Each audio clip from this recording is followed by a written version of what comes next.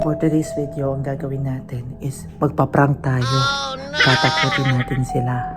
So magmumuka akong aswang mamaya. Tapos para pagdating na matatakot sila. So kailangan ko magmabilis. Tapos kanina tinatanong ko sila na, may nararamdaman ka ba dito sa bahay? Dito sa taas? Sabi matagal na, ganito ganyan, kwento-kwento pa sila. Di nila alam, tatakutin natin sila.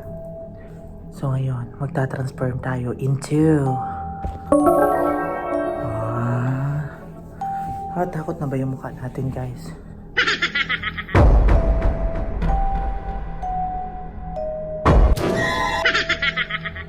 Sa tingin mo, guys, hindi kayo matakot sa mukha ko?